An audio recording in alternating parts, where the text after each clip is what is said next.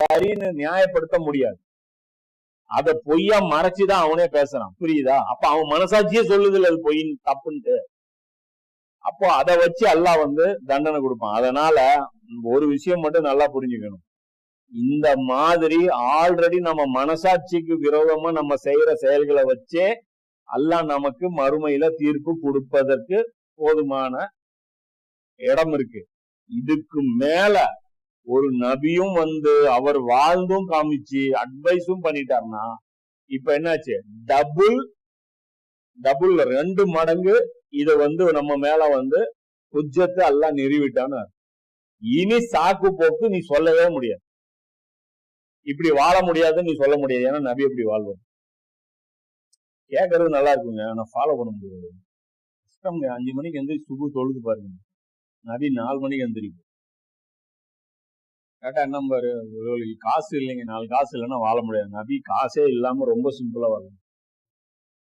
நம்ம எல்லாத்த விட அவரு டஃபா வாழ்ந்துக்கணும். அப்ப அவர் வாழ்ந்து காமிச்சிட்டார்ல, அப்ப அவரை வச்சு உங்களை இடப்போம். புரியுதா? அப்போ இதுதான் புரிஞ்சுக்கணும். புரியுதா? இது இஸ்லாம் சொல்லக்கூடிய பிலாசபி. இந்த நபிமார்கள் ஏன் வந்தாங்க? அப்போ இந்த நபிமார்களுடைய அந்த போதனைகளை புறக்கணிப்பவர்கள் தங்களுடைய மனசாட்சிக்குள்ள அவங்க ஃபர்ஸ்ட் உணர்வாங்க. ஒரு தப்பான ஆள் இருக்கிறாருன்னு வச்சு, ஒரு அடக்குமுறையான ஒரு அநியாயம் பண்ற ஒரு கொலைகாரர் இருக்கான், ஒரு ஒரு பொருளாதார சுரண்டல் பண்ற ஒரு அநியாயக்காரன் இருக்கான்.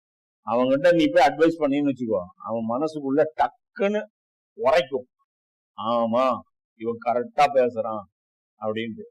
அடுத்தவன் என்ன பண்ணுவோம், முதல்ல இங்க இருந்து கிளம்பும்.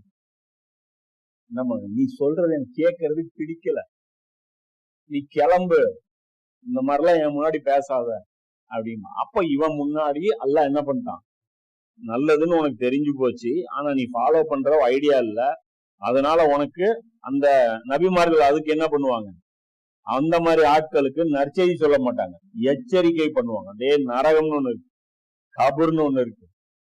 மாவன நீ நான் சொல்றது புறக்கணிச்ச அப்படின்னா நாளைக்கு நீ மறுமையில என்ன ஆயிடுவ, நரகத்துக்கு போயிடுவ அப்படின்னு சொல்லுவாங்க. ஏன்னு அல்லாஹ் சொல்றான், இறை தூதர்கள் அனைவரும் நற்செய்தி அறிவிப்பவர்களாகவும் எச்சரிப்பவர்களாகவும் அனுப்பி வைக்கப்பட்டவர்கள். நல்லவங்களுக்கு நற்செய்தி, கெட்டவங்களுக்கு வார்னிங். இது கொடுக்கிறது நபிமார்களுடைய வேலை. இது ஏன் என்றால் அத்தூதர்கள் அனுப்பப்பட்ட பிறகு அல்லாஹ்விடம் முறையிட மக்களுக்கு ஆதாரம் ஏதும் இருக்கக்கூடாது என்பதற்காக.